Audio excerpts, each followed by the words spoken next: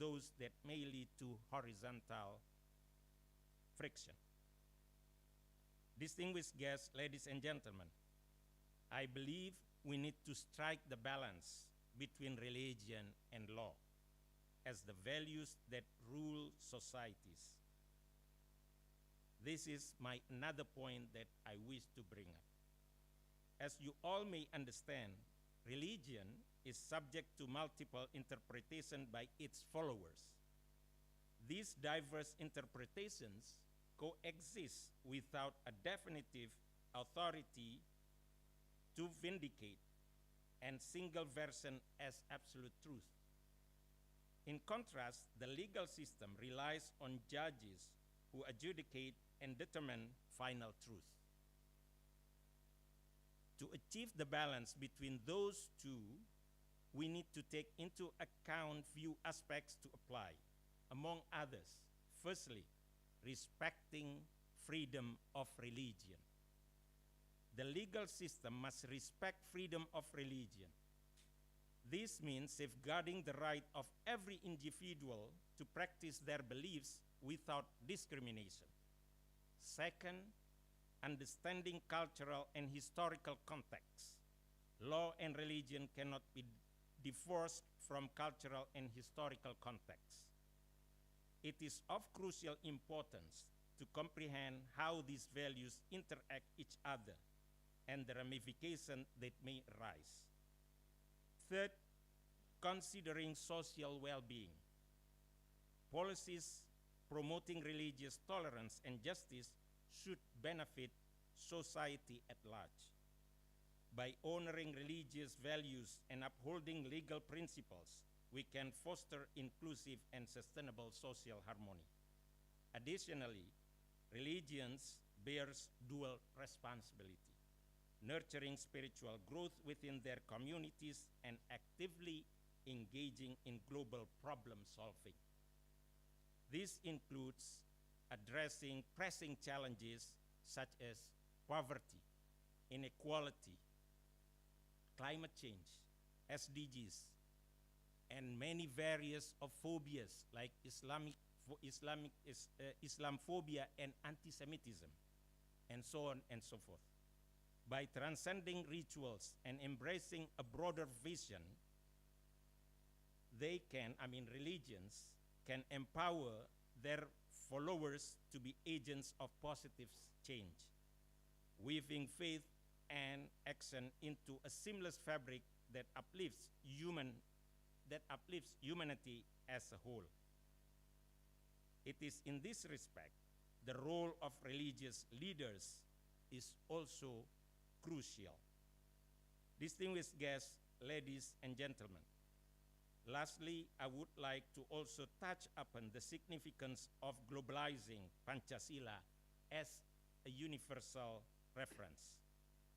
The visionary founding fathers of Indonesia meticulously crafted Pancasila, which means 5 principles, encapsulating the core values of our diverse cultures and religions across the archipelago. It illuminates and guides Indonesians to the path towards a harmonious existence of the people in more than 17,000 islands with more than 700 local languages. As global citizens, I believe that we can draw aspiration from the spirit of Pancasila, which yields crucial values such as belief in God. It guides our interaction where respect for diverse beliefs foster cooperation and unity prevails over division. Humanism and compassion. It underlines humanitarian values and calls to recognize shared humanity beyond national borders. The unison of a nation. When citizens are united, they can effectively address common challenges, promote economic growth, and ensure the well-being of all members of society. Democracy and consensus. It encourages dialogue, consultation, and consensus building, and recognizes that diverse voices contribute to better decisions. Social justice and sustainability. It emphasizes the importance of equitable distribution of resources, environmental stewardship, and social well-being. Distinguished guests, ladies and gentlemen, to conclude, I wish this seminar will yield fruitful deliberation in order to not only enhance awareness of all participants, but also transform it into advocacy. That is the very reason also I would like to echo what my mentor mentioned earlier, that we need to establish this kind of cooperation on a regular basis. And Ministry of Foreign Affairs would be more than happy to work together with Institute Lemena, Universitas Pancasila, and also Brigham Young University, and also Interfaith 20, to continue this kind of cooperation. I would also like to wish that today's seminar will produce actionable, and I'm sure it will produce actionable recommendations for policymakers that can advance religious tolerance and legal equity. I thank you very much. Thank you very much, Mr. Ambassador Muhsin Shihab, for the keynote speech. Ladies and gentlemen, again, we would like to remind all participants, both in the room and in the Zoom meeting, to continue to comply with the rules. Pada hadirin, kami mengingatkan kembali untuk semua peserta, baik secara offline maupun online, untuk tetap mematuhi aturan tata tertib acara hari ini. And now we will be entering to the main agenda, the presentations and discussion by the speakers that will be guided by Mr. Haris Nugroho, SH LLM, as our moderator. Memasuki acara inti hari ini, yaitu presentasi dan diskusi oleh para narasumber yang akan dipandu oleh Bapak Haris Nugroho, SH sebagai moderator. To all the speakers and moderator, please come forward to the stage and have a seat. The floor is yours, sir. Kami mohon kepada para narasumber untuk menempatkan diri di depan. Selanjutnya kami serahkan kepada Bapak Haris Nugroho.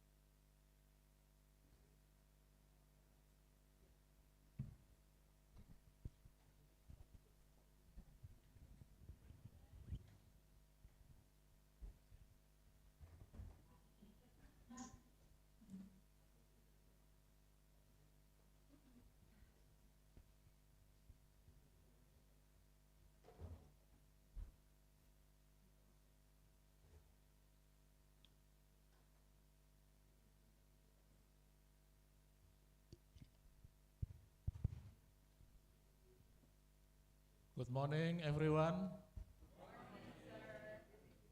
At the Good morning, onset,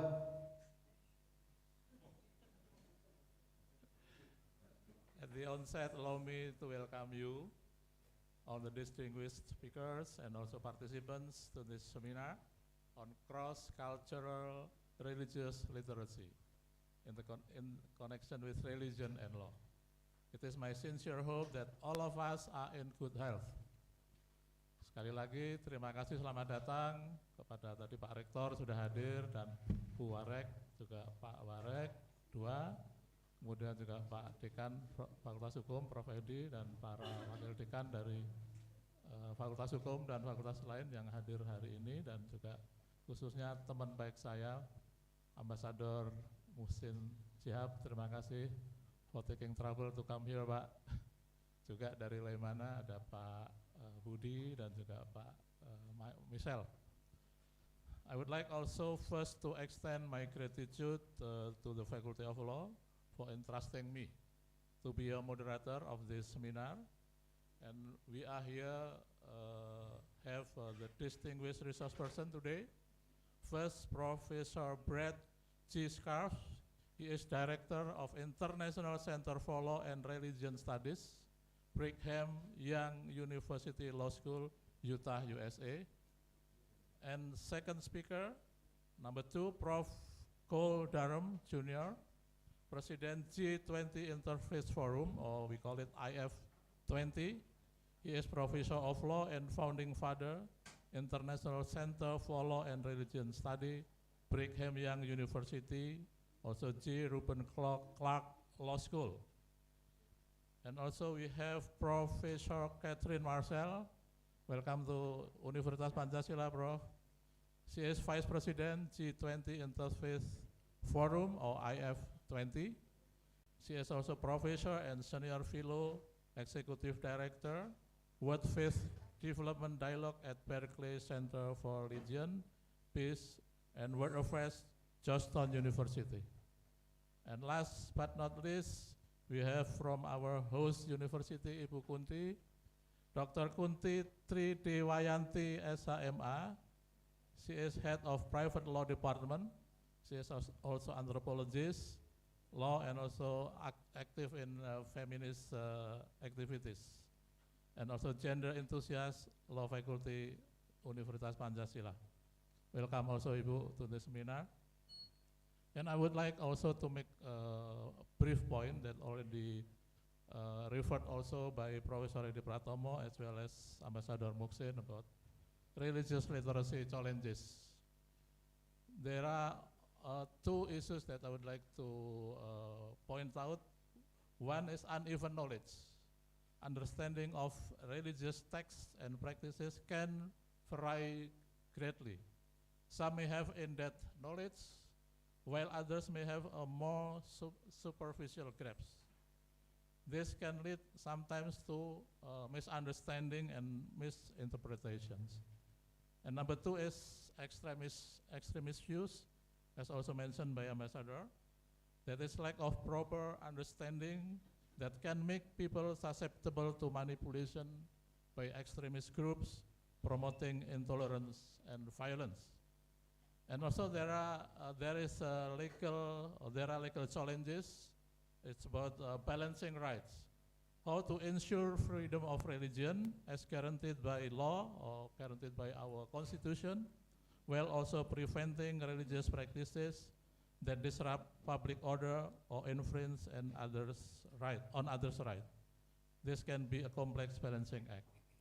And without further ado, I think I will invite you to give big round of applause to distinguished speakers. And because we have no luxurious time, because this is, so I would like to direct in then to invite Professor Brett G. Scarf. You have the floor, Professor. You have 15 minutes to speak. Please, Prof. Good morning, everyone. I'm going to speak from the podium because I want to be able to...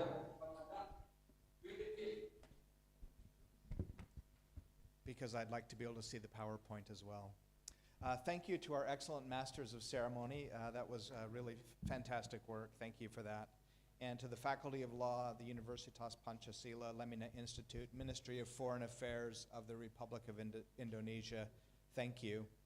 Special thanks to Professor Dr. Marsudi Wahyu Kiswara, the Rector of the University of Pancasila, Ambassador Professor Dr. Edi Pratomo, Dean of the Faculty of Law at the University of Pancasila, Ambassador Muhsin Shihab, Ministry of Foreign Affairs of the Republic of Indonesia. We're grateful for you and the contributions of your family to the Foreign Ministry and to the nation of Indonesia. To the moderator, Mr. Harris Nugoro, head of the International Law Department.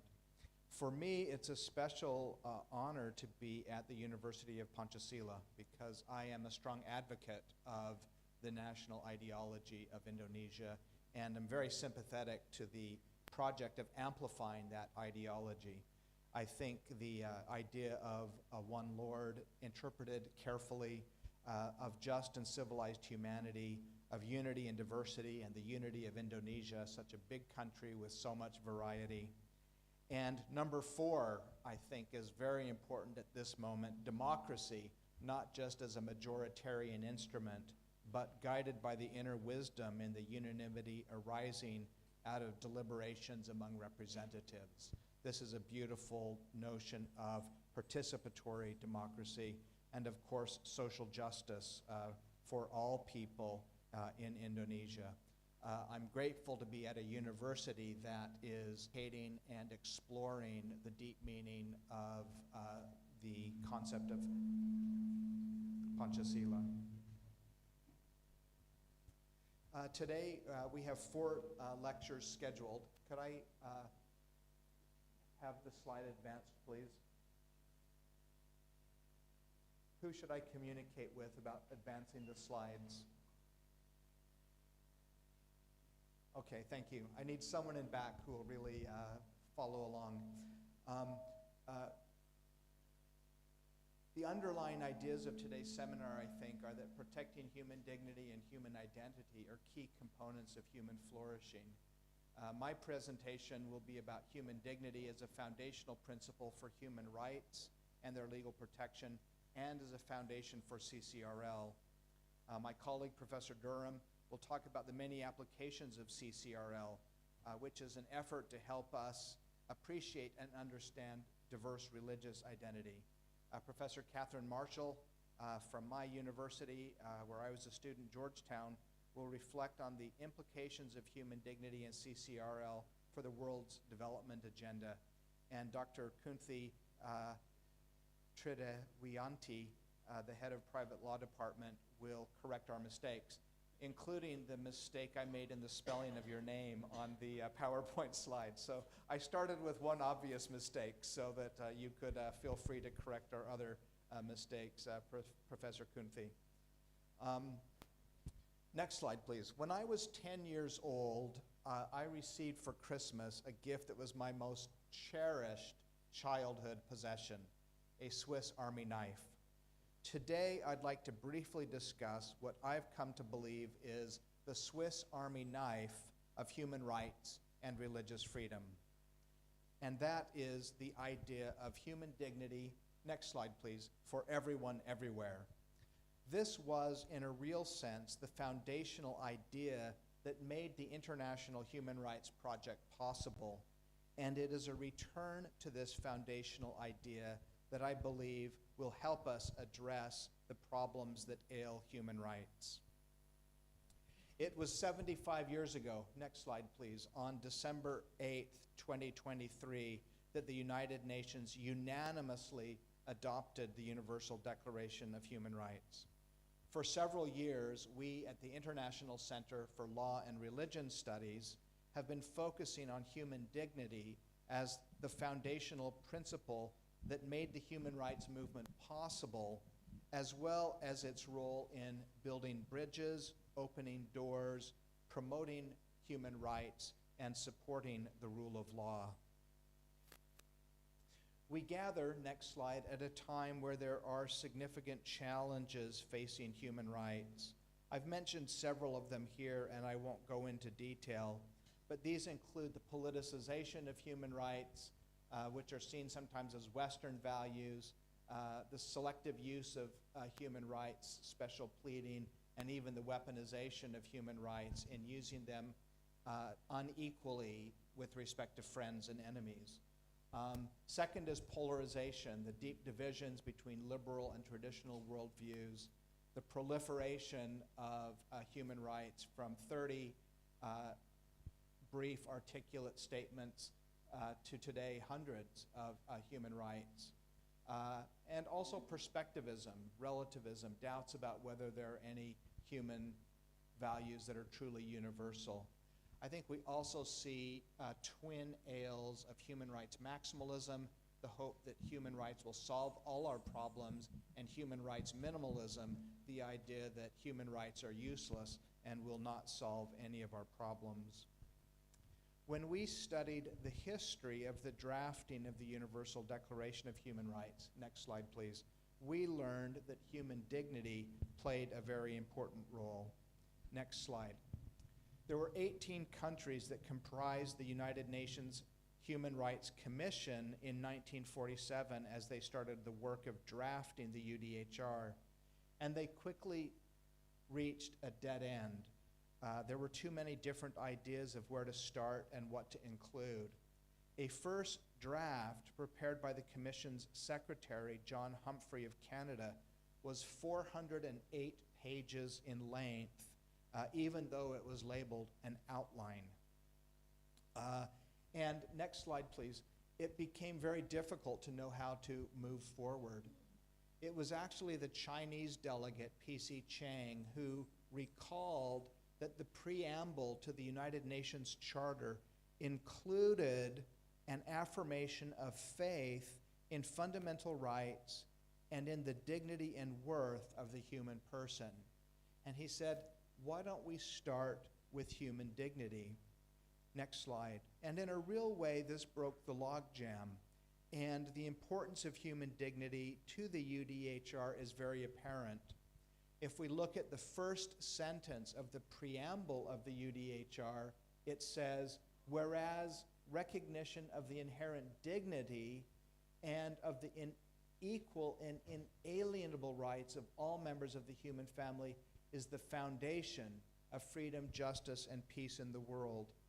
And next slide, also Article 1 of the UDHR begins with a declaration, all human beings are born free and equal in dignity and rights.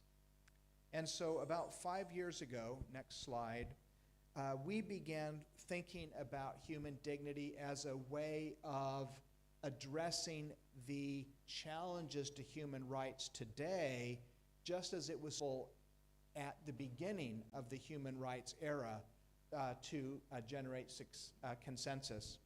And this resulted in a conference held in Punta del Este, Uruguay, where a number of human rights experts, scholars, political leaders, and religious leaders agreed upon a text known as the Punta del Este Declaration on Human Dignity for Everyone, Everywhere. That's the next slide, please. And we believe that this simple 10-paragraph statement is quite important for understanding the foundational role of human dignity. Next slide. We've created a website where you can find this. It's called dignityforeveryone.org, and you'll find about 8 or 9 translations of the Punta del Este Declaration, including into Bahasa Indonesia. The brochure that we have, next photo, includes photographs from the acclaimed photographer Stephen McCurry. And his photographs often focus on the eyes of individuals. And it is in looking in the eyes of others that we can really sense the dignity of all people. Next slide. We've also created some other resources, including a book called Human Points of Light, which includes statements from 100 of the signatories of the Punta del Este Declaration about what human dignity means to them. Next slide. One of these signatories noted that declarations are not arguments, they're statements of belief about what we hold to be true about other human beings. Next slide. We've also written academic books, and last year, next slide, as we began the 75th anniversary of the Universal Declaration of Human Rights, we embarked on a number of projects designed to amplify the voices of people who are not often listened to when it comes to understanding human dignity and human rights. And so, next slide, we held a conference focusing on Asian perspectives on human dignity. And we had Indonesian representatives at that conference, and we're working on a book on Asian perspectives on human dignity. This year at BYU Hawaii, we held a companion conference on perspectives from Oceania, some of the small islands of the Pacific, and their views of human dignity. You may be interested to know that in the Asian Perspectives on Human Dignity, we include a chapter on Panchasila written by Professor Amin Abdullah. And so we're trying to amplify that message of Panchasila. Next slide. We also held conferences in Africa last year in Cote d'Ivoire, where we focused on African perspectives on human dignity, and this year in Zimbabwe, in Victoria Falls, where we launched a book on African perspectives on human dignity. Next slide. The project on Islamic perspectives on human dignity has included conferences here in Jakarta, but also in Malaysia and in Doha. And this will also result in a book with many different Islamic perspectives on what human dignity is about. And last year, next slide, we held a major conference at Oxford University. The Minister of Law and Human Rights from the Republic of Indonesia, His Excellency Mr. Lauli, was the keynote speaker at that conference at Oxford University.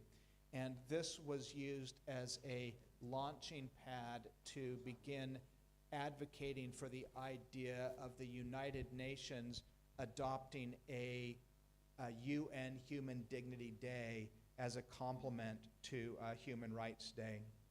Next slide. We've also focused on the relationships between human dignity and religious freedom at a conference held at our law school last year. And just this week, next slide, here in Indonesia, we've been focusing on human dignity as a foundation for cross-cultural literacy. If we recognize and respect the dignity of others, we will want to understand something about what makes them who they are. Concerns for their dignity will lead us to be interested in and understanding their identity, indeed their identities, including their religious identity. What we learn is that we are all the same in dignity, and we are each different in identity. The conference that we held here, next slide please, in Jakarta this week was keynoted by Her Excellency Retno Marsudi, the Foreign Minister of the Republic of Indonesia. And she spoke about the importance of these concepts in a very eloquent way. And we're grateful for the opportunity to be here to continue the discussion. Next slide. So in conclusion, 2023 marked the 75th anniversary of the Universal Declaration of Human Rights. And this leaves us to think about what human rights mean today and what they might look like 75 years in the future. We have made several conclusions. One is, as Jan Fagel has noted, we need climate change with respect to human rights discourse, a discourse that will include both rights and responsibilities. And secondly, one that will help us facilitate the creation of cultures of dignity in the world. We believe, thirdly, it is important to broaden the global understanding of dignity to include Asian perspectives and African perspectives and Islamic perspectives, among others. Next slide, please. I'd like to conclude with a photo that's part of our brochure on human dignity for everyone, everywhere. I love this photo of the Afghani man.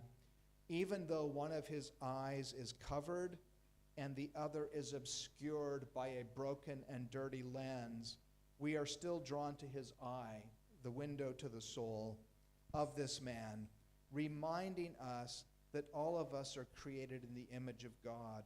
All of us are his children, and all of us have a dignity and value and status that is beyond estimation. Next slide. Thank you very much.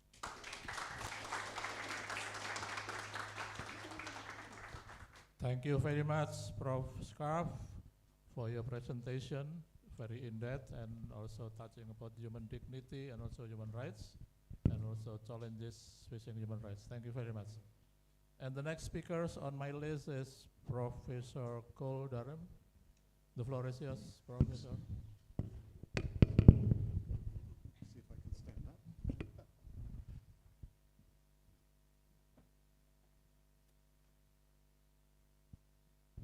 I'd like to begin with something I learned in Africa, and that is it's possible to stand on the existing protocol.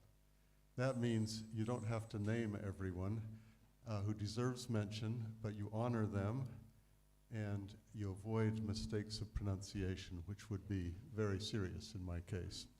So thank you to all those, thanks to those who've made this possible and for the opportunity of being here in this wonderful country. And thanks for the opportunity of being in this seminar, which I think has already been very enlightening.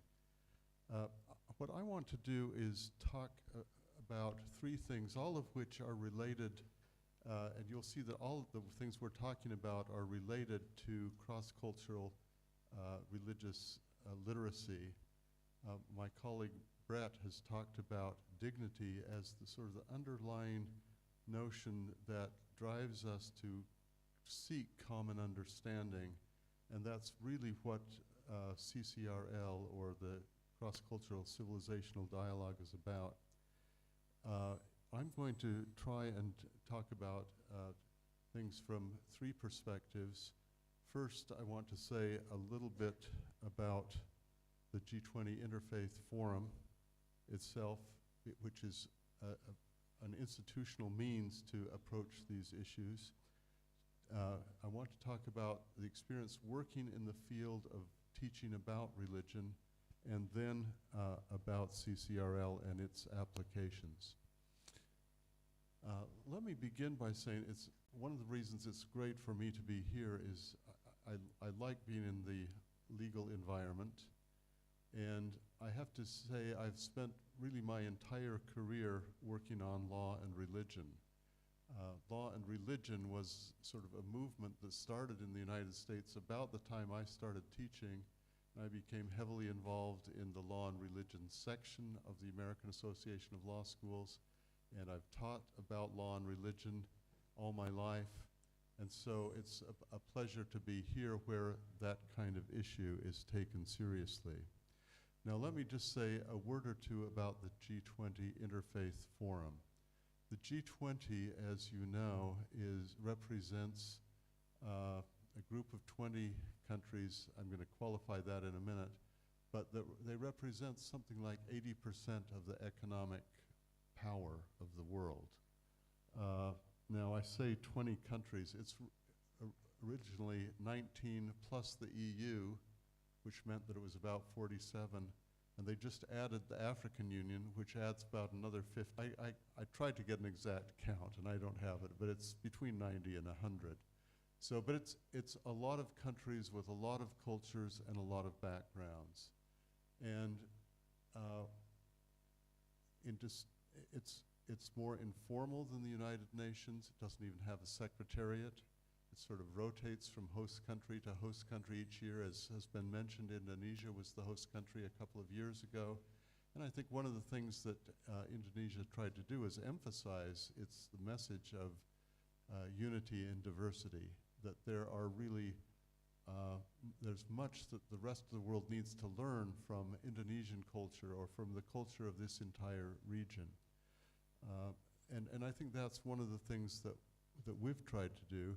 I've been involved in the G20 interfaith movement for about a decade, and we've held events in every country that's been a host of the G20 summit.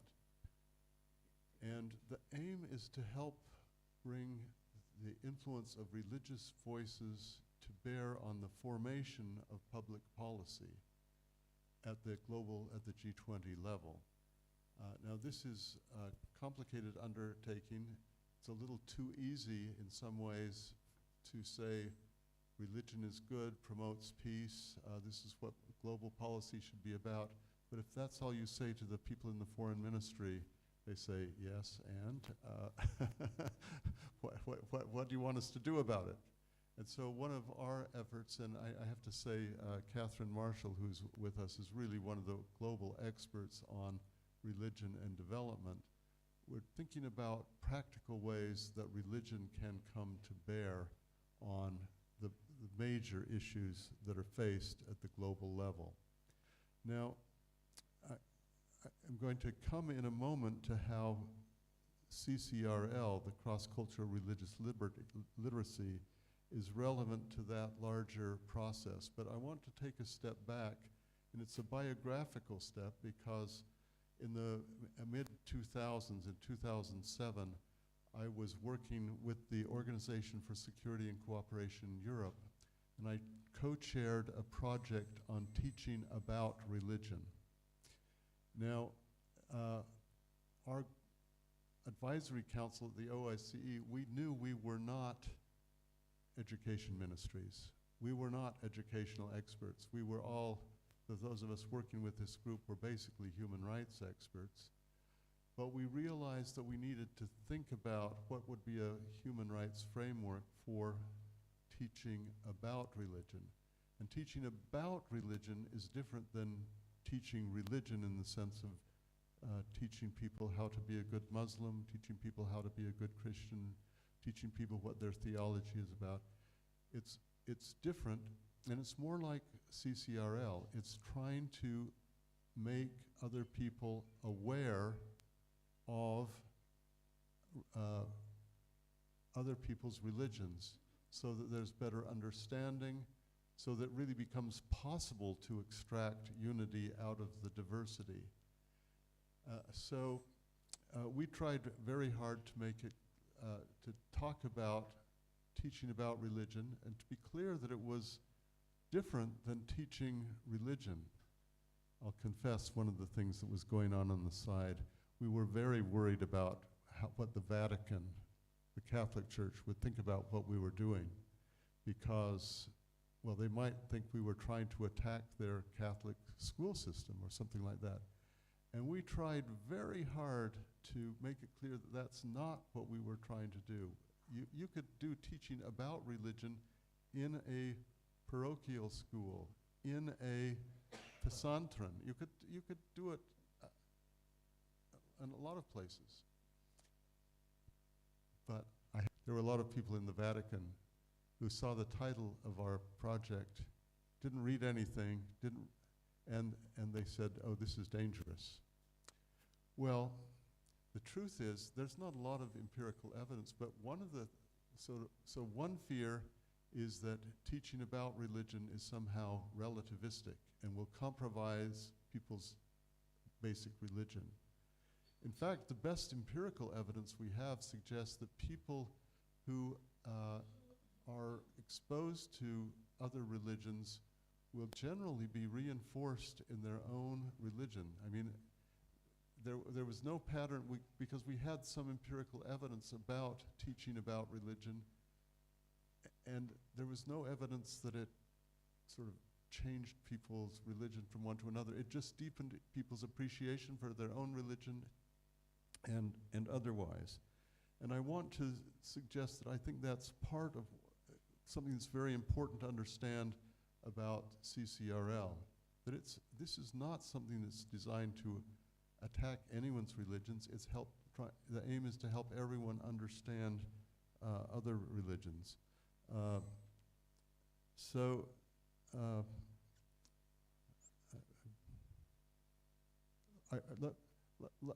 What I learned from this project about, we realized 2 or 3 things, and I think it's worth thinking about this, and I've had the opportunity of working fairly closely with the Lemina Institute and those who are designing this program.